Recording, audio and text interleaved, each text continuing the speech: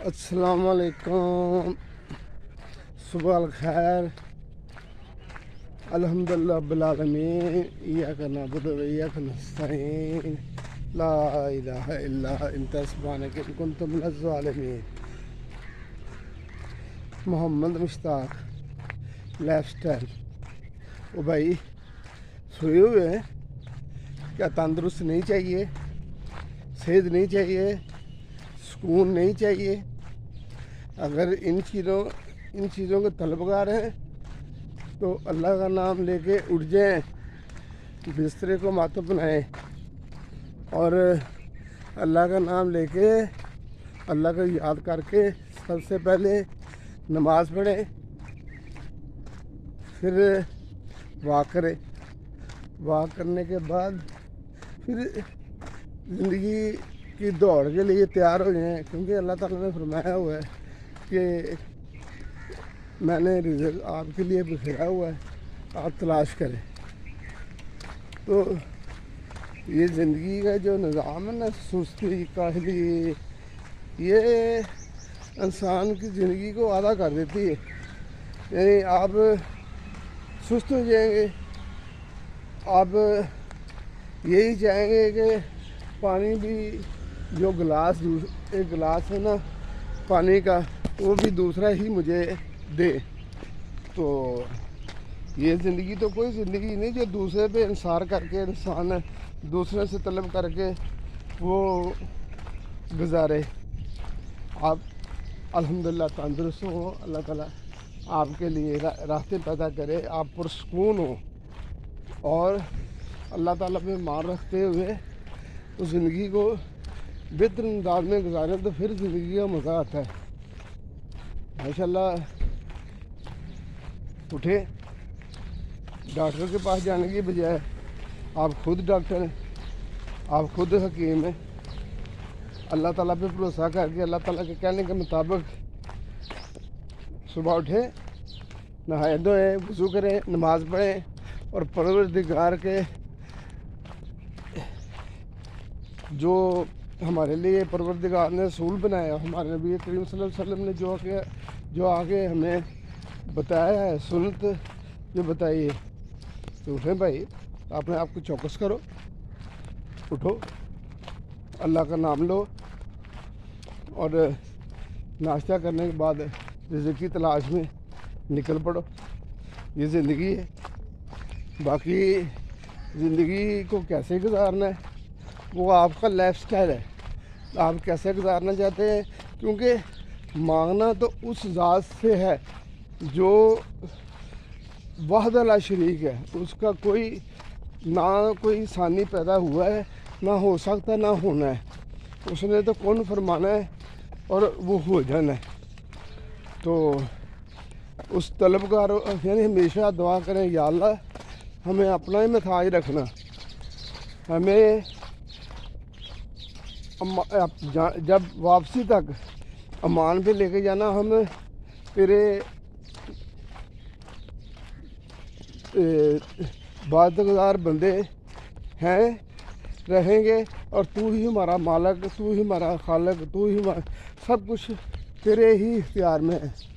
हम तेरे ही बंदे हैं और तुझी से तलब रखते हैं। हमेशा अपने अमान पे चलें। वो फिर खुद फरमाता है, तुम्हारे मैं गुमान में नहीं, मैंने रिज़्क़ कहाँ से देना है। तो मांगे अल्लाह ताला से, ज़्यादा मांगे, जितना जी चाहे मांगे, उसके तो खजाने कम होने वाले ही नहीं है। तो दोस्तों, उठो, रब का नाम लो और चलो। सबसे पहले इबादत उस रब्बुल इज़्ज़त की अताअत और उसके हुक्म के मुताबिक अपने बादगुज़ार बनो और फिर अपनी ज़िंदगी के लिए वाक करो। वाक करने के बाद नाश्ता नुश्ता करो और अपने काम में जुट जाओ। फिर अल्लाह ताला सुकून भी देगा, रहमत भी करेगा। हम जो तलबगार हैं चीज़ों के, हर चीज़ वो नायत उसी ने करनी है, उसी ने रास्ते खोलने। बाकी ज़िंदगी का तराव चढ़ाव तो पानी की लहरों की तरह होता ही रहता है, लेकिन वो बहुत गफूर रहीम है, वो बहुत रहीम है।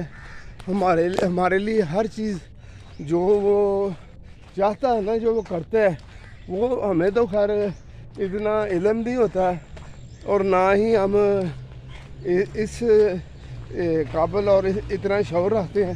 وہ بہتر ہی کرتا ہے، اس کے ہر کام میں بہتری ہوتی ہے.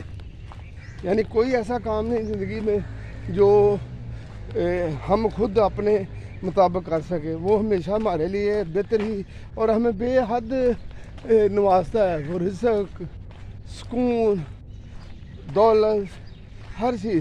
لیکن ہم خود جو ہے نا، وہ افس پرست ہم ہیں. ہم جو انسان ہیں نا، یہ لالچی ہیں. تو لالچ بری بلا ہے. اللہ اور اللہ کے رسول کے کہنے کے مطابق ہمیشہ زندگی گزاریں، اس میں بڑا سکون اور بڑا مزہ آتا ہے. رزق حلال کمائیں. انشاءاللہ اللہ تعالیٰ ہم سب کو اس لائن پہ چلنے کی توفیق دے.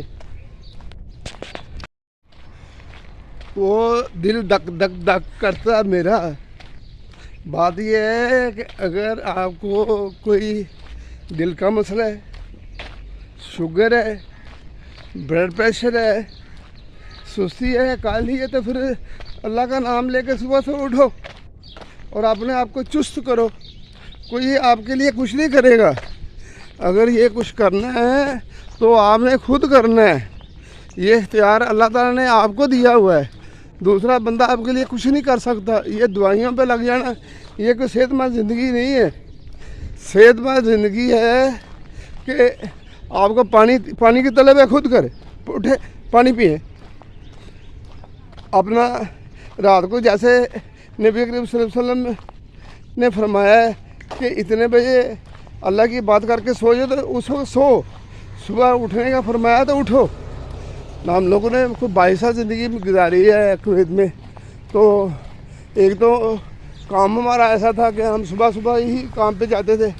ہم تو اللہ اکبر اٹھ کے نہا کے وضو مطلب اپنا کر کے ہم لوگ نماز پڑھی اور گاڑی کو جا کے سٹارٹ کیا، اور جا کے ہوٹل پہ مطلب جو بھی ناشتہ واشتہ جو کرنا تھا کر کے اپنے کام پہ. اور الحمدللہ ہم نے بہت رزق کمایا. ایسے بھائی اگر کامیاب زندگی گزارنی ہے تو پھر آپ کو صبح سے اٹھنا پڑے گا. اللہ کی بات کے لیے آپ کو سر جھکانا پڑے گا، سجدہ کرنا پڑے گا، کیونکہ وہ ہمارا پیدا کرنے والا ہے. اور پھر انسانی زندگی کے حساب سے آپ کو جدوجہد کرنی پڑے گی. یعنی نیکی کا دریا میں ڈال، اور دب کے بعد رج کا کسی کے محتاج نہیں ہوں گے.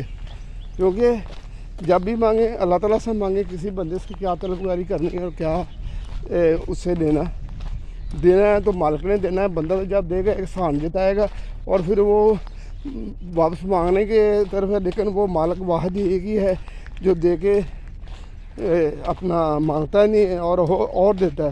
اور ہم کو ہمیشہ طلبگار ہونا چاہیے ان چیزوں کی. اس مالک سے ہمیشہ ہی مانگنا چاہیے. اور ہم مانگتے ہیں کیوں؟ اس کے خزانے کم ہی نہیں ہوتے. اور پھر ہماری جو